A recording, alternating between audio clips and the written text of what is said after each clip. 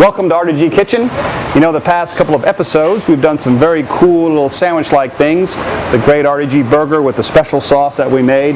Then we moved on to the crispy chicken sandwich and the big tall bun with the slaw and the black pepper ranch dressing and that side of cool watermelon salad. So today I'm going to show you this very nice little barbecued pork sandwich.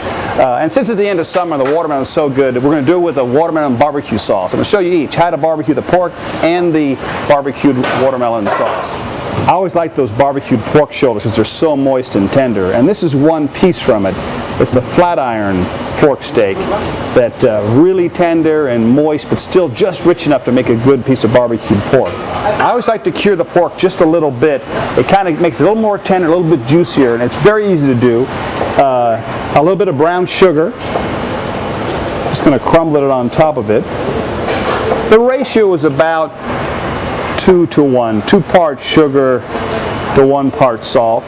Some people would add a little bit of even black pepper to this for seasoning. Some people will add a little bit of chili powder. Really, you can kind of personalize it for yourself. Then you just are going to rub it with it. It's kind of like a little dry rub. It'll stick sort of to the outside of the meat. So you rub the pork with the sugar and the salt, the pepper and spices, whatever you like. That's why they call it a rub. Just so it's nicely coated. Then you pop it in the refrigerator for about a half an hour to an hour or so, just to let the brine kind of cure the pork just enough before we put it in the barbecue. So we have the pork been curing about an hour. You can see how shiny it's gotten now as it starts to draw out some of that liquid as it cures. And now we're going to kind of barbecue it, smoke it, slow grill it basically. And what we're doing, we have the big wood fire here with the fire sort of built to one side. And you kind of look for that little corner where very little's going on. So I'm going to go way in the back, way in the corner where there's no kind of wood underneath, and where it can just very kind of slowly smoke in the corner. So we're somewhere between grilling it and smoking it and barbecuing it. Do the same thing at home on your grill. Don't always grill right over the fire. Find a little quiet spot in the corner and let it kind of slow roast. It'll be much, much juicier way back in the corner. A little out of the way spot on the grill. So just turn it every, 10 minutes or so, 15, just kind of rotating it, just enough to get each side evenly sort of brown as it goes. And there's no real rule to it. Just keep going along. You can see it'll start to brown up quite a bit as it goes. Just keep slowly turning it. So while that pork is slowly cooking way off in the corner, we're going to make a little watermelon barbecue sauce to go with our barbecue pork sandwich. All right, now we're going to make a little watermelon barbecue sauce, which is a lot like most barbecue sauces. Some tomato, sugar, a little vinegar, spices, chilies, and so forth. We're going to use something else that's red like tomatoes, watermelon, for kind of real summer tangy barbecue sauce. Very simple to make. The first thing is we'll put the little cubes of watermelon. This is seedless watermelon. You could use the seed one too, but you have to take all the seeds out. We'll put them in a blender. Then we're going to add a little bit of garlic, just like 2 cloves of garlic chopped up into the blender. A little bit of white onion, and you can tell this is already much like a traditional barbecue sauce. Garlic, little onion in there. And then a couple little twists. This is some ginger, a little bit of sliced fresh ginger, for like a good little ginger watermelon sauce. Give it a little kind of fun flavor. I'm going to add 1 chipotle chili here with some adobo in it. Find a nice one there. 1 chipotle chili and a little bit of that smoked chili adobo. That's going to give it that barbecued flavor. Then a couple spices, a little bit of coriander seed. Give it a beautiful perfume, and just a pinch of cinnamon. Then we have the salt, about a half a teaspoon of salt, and about a half teaspoon of pepper, right off the end of the fingertips there. And then we'll add the vinegar. This is like a mild vinegar. You can use like an apple cider vinegar, a little rice wine vinegar. About a 1/4 cup of that. That's going to get the blender started too. And then to balance it, we put the brown sugar, which is very typical in a barbecue sauce. So it's, you can see the whole recipe just goes right inside the blender. So we're going to puree the watermelon barbecue sauce. Everything is kind of solid there right now, but you have to remember it's watermelon. The water part, there's a lot of water in watermelon. So when I turn this on, we'll see as it starts out that that watermelon will slowly begin to turn to liquid as we go. And there it goes, all up into a beautiful sauce. We'll let it go, you let it go slowly or on higher power for about a minute to be sure that everything is nice and finely blended. So now the last phase of the barbecue sauce, we've just blended everything until smooth. We're going to pour it. It's gorgeous. Look at the beautiful color, just kind of watermelon red. The smell already is wonderful, the smoked chili and the ginger and that sort of sweet watermelon smell.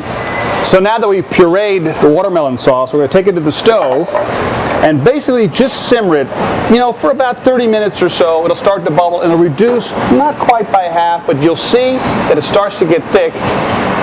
And amazingly, it looks just like a barbecue sauce. So just kind of let it simmer until it just starts to thicken up. Maybe 30 minutes at the most. So we just keep turning our pork back there to get it nice and slowly cooked. And when it's done, it's going to come off looking really like a nice piece of slow-cooked barbecued pork. We just let it kind of reduce and just get it to, you see, almost draw a line through it. It starts to get, just looks like a nice little thickened barbecue sauce. Really concentrates the flavor, makes it even more rich. Beautiful color. Looks just like a barbecue sauce, but we're going to have that great watermelon flavor in it. So we've got a lot of work done so far. We have the beautiful pork that's finished, and our watermelon barbecue sauce is done. So let's make the sandwich. Here, I'm just going to take that pork that we've slowly grilled, barbecued, and cut it just in very thin little slices. I think the thinner the better for a nice sandwich. It's very moist. It's cooked all the way through. Boy, I tell you what, it just sort of cuts like a nice piece of butter almost. Wonderful. Then I'm going to put the barbecued pork in a little bowl. I like to put just a splash of olive oil on it. Just a splash. And because I like things kind of smoky and a little spicy, a little bit of that chipotle adobo, and we just sort of toss the pork in there to let all the flavors come together. And it really looks like a shiny, delicious pork. Just that little extra punch of flavor. Each slice, because it's so thinly sliced, will pick up that nice flavor. Then we have our toasted bun. And the first step is going to be to put that beautiful pork, just kind of pile it up on top of that sandwich. As they've always said, the key to making a great sandwich is can you get it nice and piled up. Get all the flavor from that bowl there. This is going to be great. Then we have our beautiful barbecue sauce, and this is why we had to reduce it to thicken it, so that when we put it on top of that pork, it's going to stay right there and not run off too fast. Watermelon barbecue sauce sitting on top. That looks great so far, but we're going to keep going. This is a little slaw, cilantro and cabbage slaw, that we add a little touch of lime, a little touch of olive oil, and then a little bit of this kind of, just a tiny bit of this smoked cheddar dressing. This is like the ultimate barbecued pork sandwich, just to give that slaw a little light coating and a touch of that kind of cheese ranch dressing almost. And then this we're going to put right on top of that barbecued pork sandwich. That's looking awfully good right now. And then we're going to come in with the top of the bun, kind of float it right there, kind of sits down on top of that sandwich. Now when you make a really tall barbecue pork sandwich, sometimes you need a little skewer to hold it there in place so it'll all arrive in one piece. That's a great looking sandwich there. And with this sandwich, with all those great, the tender pork, the smoky barbecue sauce, and the great slaw, I need something a little kind of crunchy. Put a nice little bit of crunchy potato chips on it, and a little squeeze of lime juice. It just makes them really wonderful. Just for fun, we're going to do it all for $10 at lunch, Monday through Friday. So we'll hope you come by and see us and have a nice little lunch.